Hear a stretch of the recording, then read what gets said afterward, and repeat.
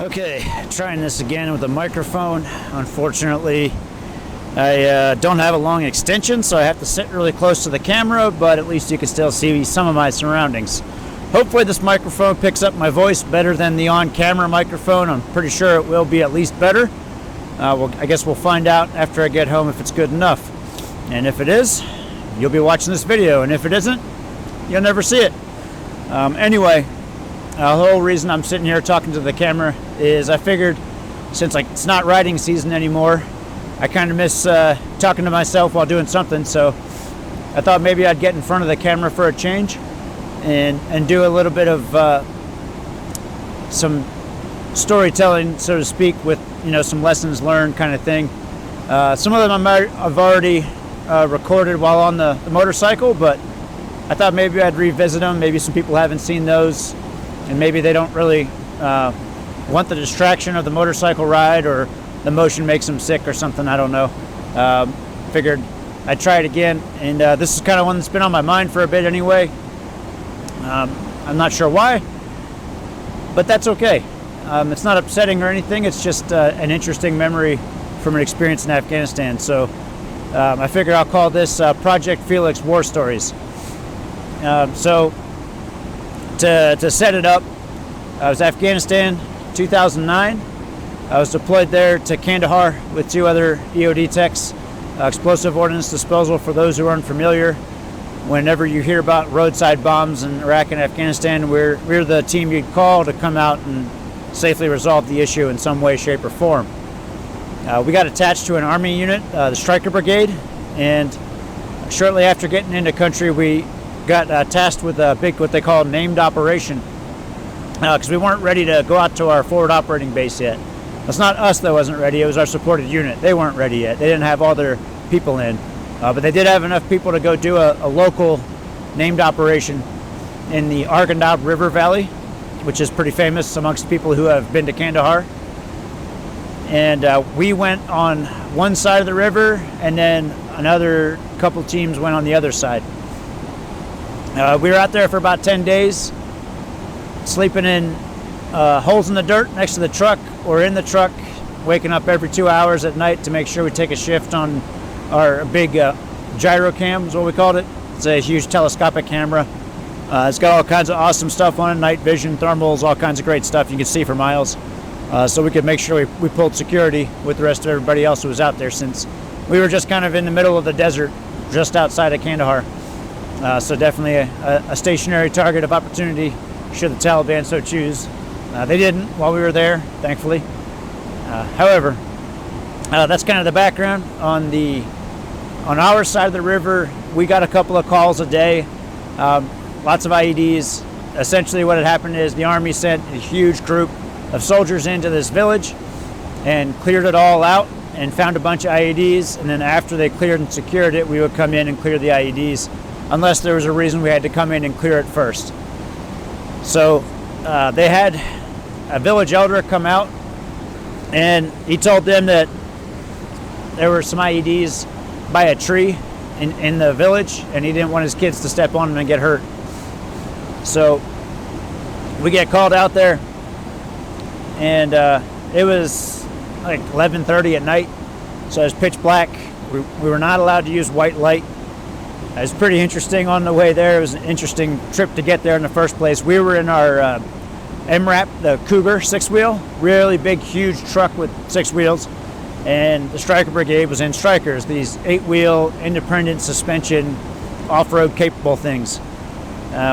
We drove as far as we could. We had to stop and wait for the other team to clear an IED, and then also for resupply to come in.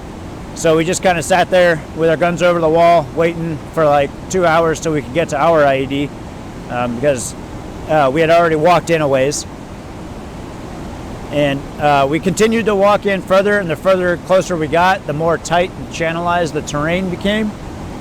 And of course, like I said, pitch black, no light whatsoever. We weren't allowed to use flashlights, no red light, no blue light, nothing, just NVGs, and that was it, which is kind of intimidating when you're walking into an area that's a known hotspot for IEDs, and lots of soldiers have been hurt or killed in the area.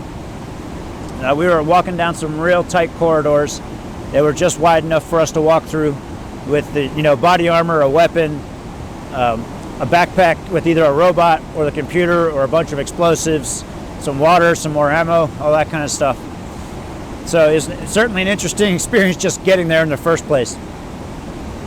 And we finally get to where the unit is that has these IEDs, and we set up behind the corner of a wall,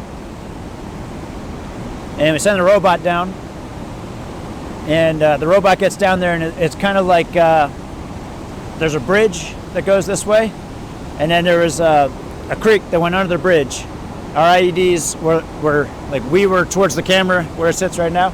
Our IEDs were right here at the base of that tree next to that creek.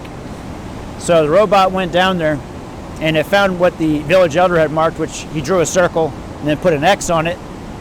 And we found one of those. We put a counter charge on it and blew it up, and there was definitely an IED there. It was a really big explosion. Good thing we had a wall to get behind. We're probably about 100, 150 feet-ish, maybe a little further away. Anyway, the robot goes back down, and now there's one big hole, but we know there's two more IEDs because we saw him while he was looking for that first one.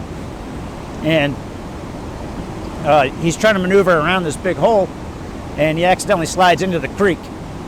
So the other teammate and I, we go down there to retrieve the robot because we have to. We don't have a choice right now, and we need that robot.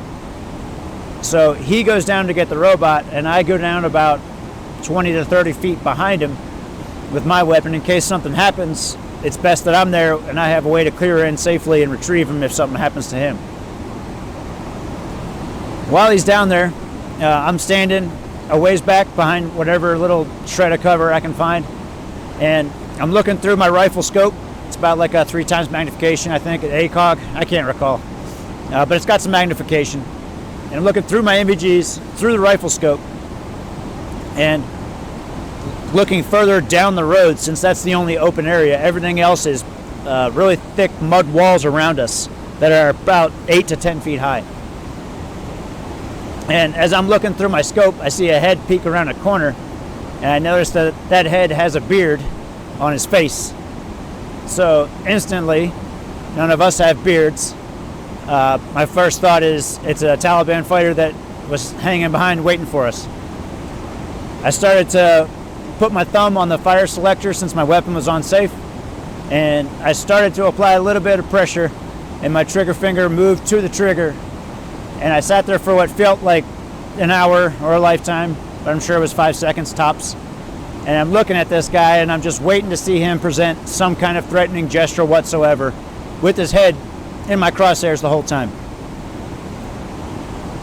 Eventually, probably 2 seconds later, 3 seconds later, my eyes start to focus a little better through the NVGs, and I can see what looks like an ACU print on his body armor. And I'm looking harder and harder through there, and then I can see a helmet. And then I realize that that's an interpreter from the supported unit who was on the other side where security was, who got a little curious as to what's going on. Needless to say, I breathed a big sigh of relief right there. We got the robot, we went back, we took care of the other 2 IEDs that were on the ground. A little unrelated to that, but also related. When we went back down to finish clearing the site afterwards, we saw that there was another IED up in that tree that I had mentioned previously, pointing straight down at those IEDs with a wire running into the wall and a small little hole where somebody just has to see another person come into that hole and fire it and kill him. Thankfully, the whole village was cleared out and nobody was on the other end of that command wire. We took that IED out too after we found it, because originally we couldn't see it because all the leaves were on the trees, but when we cleared those 3 IEDs at the base, it knocked all the leaves off the trees, and then we could very clearly see that IED that was pointing right at where we were coming down to.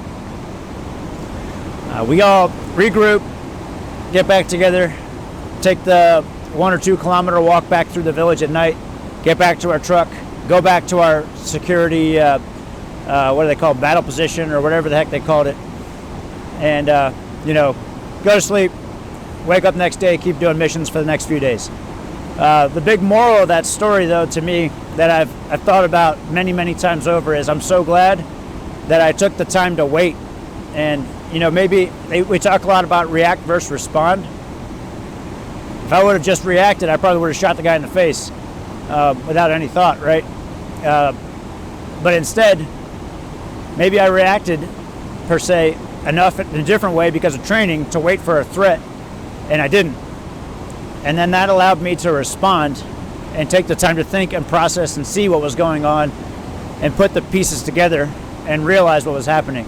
I'm just so glad to this day that I did not pull the trigger and kill an innocent man, because I don't know how I would live with myself if I had done that. And that's just, something I think about even to this day, 13, 14 years later, however long it is.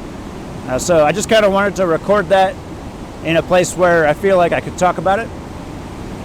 And, up here is kind of my happy place. It's a little bit easier to talk about it without interruption, without any other human being sitting in front of me or even any other people around. So I know I just saw some hikers go by, but I doubt they can hear me because of how loud this waterfall is. But anyway, thanks for watching and listening. Feel free to reach out and hit us up. Project Felix EOD on Facebook, I think it is. It's Project Felix. Just look us up, you'll find us. If you can't, throw a message in the comments and we'll make sure to get you a link. I'll probably put a link in the description as well. So again, thanks for watching.